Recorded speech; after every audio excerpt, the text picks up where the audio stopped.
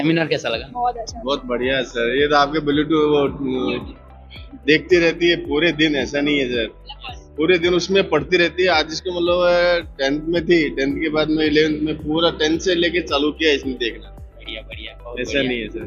बहुत बहुत thank you आपको इसके लिए। बहुत ऐसे बच्चे ने बहुत प्रोग्रेस किया है। बेस्ट पार्ट कौन सा लगा आपको? सारे बेस्ट सारे बढ़िया है।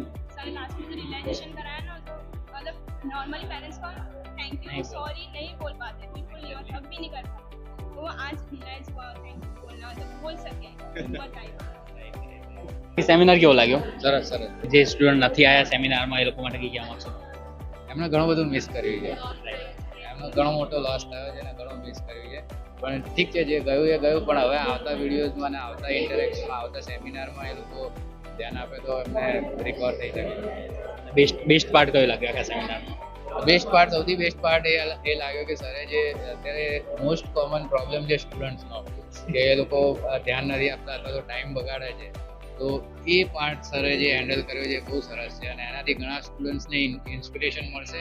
અને અત્યારે આ સ્ટેજમાં, આ એજમાં છે જે ટાઈમ બહુ મહત્વનો છે, કે આમની પાસે કેરિયર બિલ્ડ કરવા માટે 4-5 કેરિયર બિલ્ડ કરવા માટે નહીં, પણ કેરિયરની દિશા નક્કી કરવા માટે 4-5 વર્ષ હોય છે.